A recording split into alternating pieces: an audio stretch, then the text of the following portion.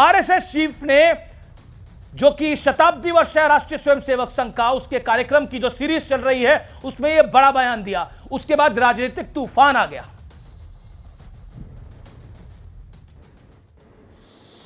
देखिए, जो उन्होंने बात कही है इसमें एक बात बहुत स्पष्ट रूप से समझना चाहिए।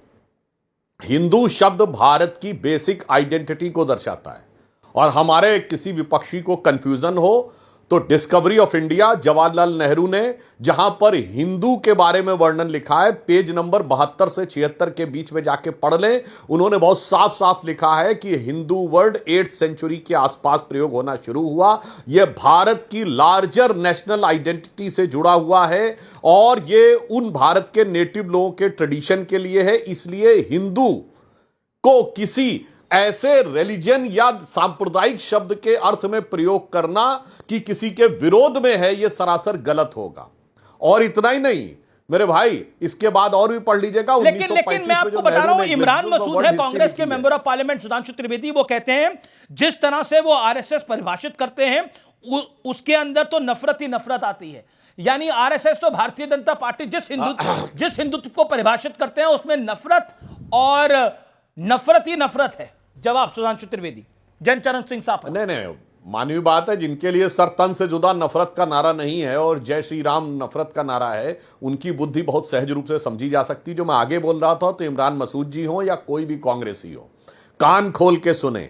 Glimpses of the world history में जवाहरलाल नेहरू लिखते हैं कि विवेकानंद का हिंदुइज्म हिंदू नेशनलिज्म का प्रतीक है, और हमें हिंदू नेशनलिज्म से कोई समस्या नहीं है। ये इंडिया की बेसिक कोर नेशनल आइडेंटिटी से यूज होता है। अब आप समझिए सारी समस्या क्या आई। जब 40 के दशक में मुस्लिम पॉलिटिक्स हावी होने लगी, उसके बाद ये सारे के सारे नेताओं ने, कांग्रेस के नेताओं ने अपने कदम वापस खींच लिए और उनके लिए हिंदू शब्द सांप्रदायिक हो गया। मगर एक लाइन में और बोल दूं, अमित जी आपने जो बोला है, दुनिया में एक ही देश है जिसपे इस धरती पे पाए जाने वाले सारे धर्म पाए जाते हैं, वो है सिर्फ भारत। दुनिया में एक ही देश है जहां पारसी अपनी जमीन से उजड़ गए मगर यहां फल फूल रहे हैं, वो है भारत। दुनिया में एक ही देश है जहां यहूदियों के साथ अत्याचार नहीं हुआ, वो सिर्फ भारत। दुनिया में एक ही देश है जहां मुसलमानों के सारे फिरके पाए जाते हैं, वो सिर्फ भारत। दुनिया में एक ही देश है जहां पर कि मुस्लिम बाहुल्य कश्मीर को छोड़ दे तो मस्जिदों में धमाके नहीं होते, वो सिर्फ भारत। दुनिया में एक ही देश है जहां क्रिश्चियनिटी के सारे सेक्ट पाए जाते हैं, वो सिर्फ भारत। और वो इसलिए कि भारत हिंदू बाहुल्य है।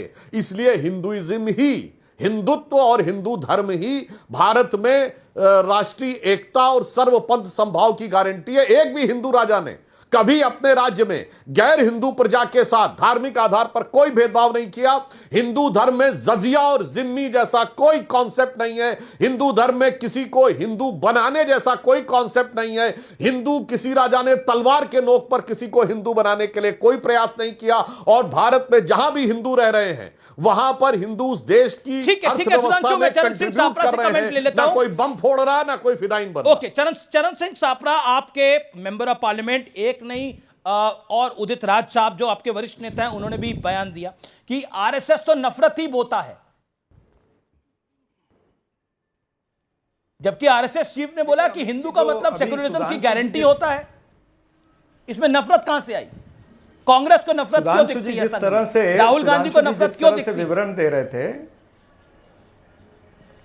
नहीं, जिस तरह से अभी सुधांशु जी विवरण दे रहे थे, मैं आपको याद दिलाना चाहूंगा कि भारत की खूबसूरती यही है, सर्वधर्म समभाव, अनेकता में एकता। ये हमारी खूबसूरती है। और ये किसने कहा? हमारे पूर्वजों ने कहा है। ये महात्मा गांधी, पंडित जवाहरलाल नेहरू, सुभाष चंद्र बोस, तमाम सारे जितने भी हमारे पूर्वज थे, उन सब ने इसी धारणा से, चाहे बाबा साहब अंबेडकर हैं, हमारा संविधान की रचना भी इसी धारणा से हुई है। लेकिन प्रथम दृष्टया जो मोहन भागवत जी ने कहा है वो ठीक लगता है, लेकिन अगर हम उनके ही पिछले बयान देखेंगे या और जो आरएसएस के प्रमुख रहे हैं या आरएसएस के नेता, उनके अगर हम बयान देखते हैं तो वो इस तरह से नजर आता है कि भारतीय जनता पार्टी हो, आरएसएस हो या आरएसएस के अग्रिम संगठन हो, ये सभी लोगों की प्राथमिकता क्या होती है? जातिवाद, प्रांतवाद, भाषावाद, ये इनकी प्राथमिकता होती है। यानी इनके आरएसएस के, इनके अग्रिम संगठनों के और बीजेपी के डीएनए में जातिवाद है।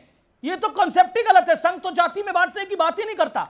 उन्होंने तो वो तो कहते हैं कि कोई जाति, हम जाति प्रथा को मानते ही नहीं है। उन पे आरोप ही यही है, वो जाति को मानते नहीं। संघ के नेता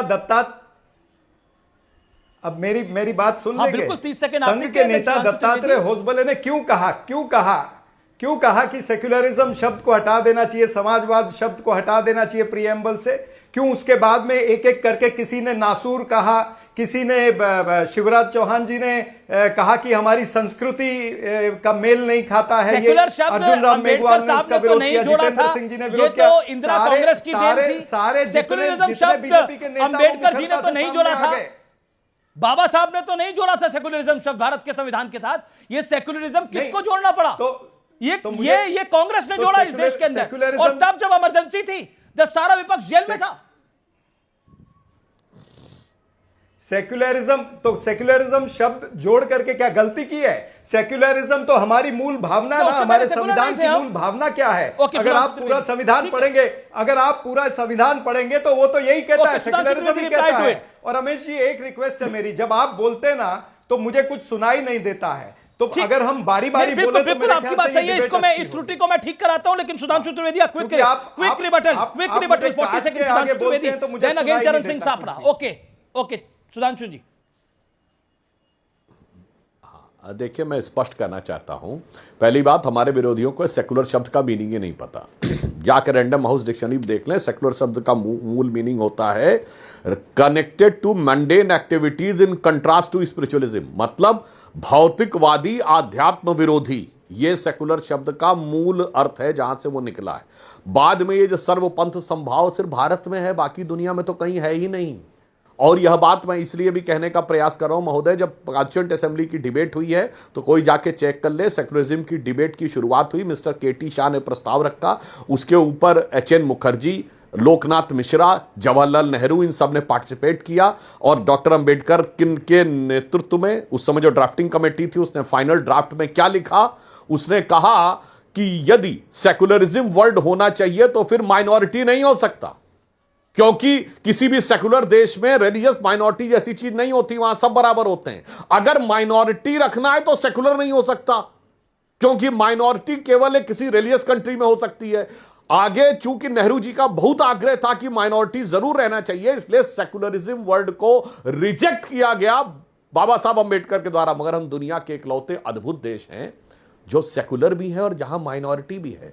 जरा सापरा साहब, आप खोज के बताइए दुनिया में एक सेकुलर देश जहां पर रिलीजियस माइनॉरिटी भी होती हो, सेकुलर देश में, और माइनॉरिटी कमीशन और माइनॉरिटी मिनिस्ट्री दोनों होती हो, जरा बताइएगा जी। चरण सिंह सापड़ा 40 सेकंड शार्प, उसके बाद मैं विराम लगाऊंगा। यही तो मैं कह रहा हूं, यही तो मैं कह रहा हूं कि हमारा देश सेक्युलर है और सेक्युलरिज्म के आधार पर ही चलाएगा।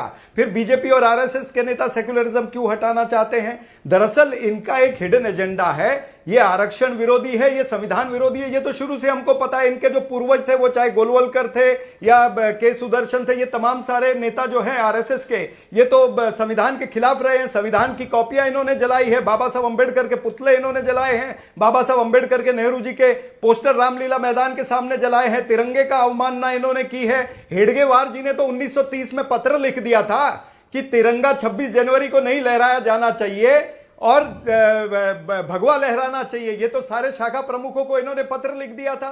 तो इन्होंने तिरंगे का अवमानना की, 52 वर्ष तक तिरंगे को नहीं लहराया इन्होंने अपने आरएसएस के हेडक्वार्टर पर।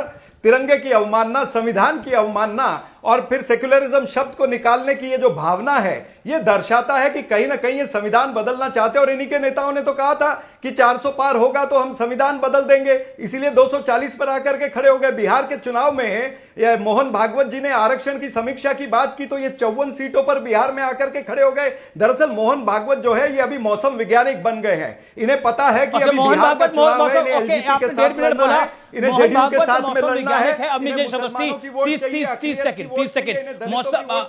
मोहन भागवत मौसम वैज्ञानिक है। 30 सेकंड। इस तरह के बयान आ रहे हैं, ये दोहरा चेहरा है आरएसएस का और मोहन भागवत जी का। अमीश जी, सापरा साहब ने जितनी बातें कही उसके प्रमाण में कोई भी एक तथ्य दे सकते हैं क्या? वो झंडा फहराने की बात है, झंडे की बात है, झंडे के लिए बाकायदा समिति बनी थी। और आपको मालूम है अमीश जी कि जब झंडा ये बना तो उसमें ये पहले एक सजेशन आया, सुझाव आया कि इसमें यूनियन जैक भी कोने में लगा दिया जाए। लंबे समय तक झंडा समिति बनी, उसके कई तरीके के झंडे के नमूने आए और फिर उसके बाद अल्टीमेटली ये झंडा तय हुआ। नहीं, मैं पूछ रहा हूं, ये जो मोहन भागवत जी ने विषय रखा, संघ के शताब्दी वर्ष की सीरीज पे ये क्यों रखा, क्यों बोलना पड़ा? और इमरान मसूद, उदित राज और कई सारे नेता है वो इसको नफरत वाला एजेंडा बता रहे हैं। बोले संघ नफरत ही फैलाता है, बीजेपी नफरत ही फैलाती है, यानी सुधांशु त्रिवेदी और अवस्थी जी नफरत ही फैलाते हैं। अमीश जी, सबसे बड़ी बात यह है कि ये 100 वर्ष हो गए संघ को। एक तो अपने आप में ये एक बहुत बड़ी बात है, एक संगठन लगातार कहाँ 5 लोगों से शुरू होकर के आज विश्व का सबसे बड़ा संगठन बना हुआ है, सबसे बड़ा संगठन बना हुआ है, बिना किसी ऐसी मदद के। कोई फॉरेन फंडिंग नहीं, कोई यहाँ की फंडिंग नहीं, अपने आप स्वयं सेवक जो है एक से एक दीप से दीप जले, ये इसका मूल मंत्र। अब आप ये बताइए कि पहली बार नहीं हो रहा, आपको 3 साल पहले भी मोहन भागवत जी ने 3 दिन का यहाँ पे लेक्चर दिया था। अभी 100 वर्ष होने पर यह हुआ कि सिर्फ दिल्ली में नहीं, बिल्कुल 100 वर्ष की बात नहीं कर रहा मैं, आपसे जो प्रश्न पूछ रहा हूं ये क्यों कहने की आवश्यकता पड़ी कि हिंदू सेकुलरिज्म की गारंटी है? मैं इसलिए, बड़ी साफ सी बात है, आप ये बताइए कि कहीं भी सबसे बड़ी गारंटी तो मैं अभी बताता हूं 1990 की, कि जहां पर कश्मीर में जब ये सारे लोग चुप बैठे थे, वहां पे जो गन उठाते हैं वो तो कहते हैं, कोई कहते हैं कि बेरोजगारी की वजह से, गरीबी की वजह से, इसकी वजह से उठा रहे हैं। कश्मीर में जिस तरीके से 1990 के दशक में वहां से चुन चुन करके न सिर्फ निकाला गया, गिरजा टिक्कू जैसी, गंजू जैसे, जिस तरीके से लोगों को मारा गया, और यासीन मलिक को यहां पे पीएम हाउस में उसका स्वागत किया जाता था। आप मनमोहन सिंह की सरकार, एक बात बताइए आप कि क्या उस समय पूरे देश में किसी ने भी ये किया? अभी एक छोटा सा उदाहरण, जी क्विकली, पहलगाम में धर्म पूछ करके मारा गया, सबने कंडेम किया, पूरे देश में कहीं भी रिएक्शन हुआ उसका कि उस कम्युनिटी के लोगों को वहां पर जहां भी उनको मारा जाए? कहीं एक जगह हुआ? ये तो 1984 में हुआ सिर्फ।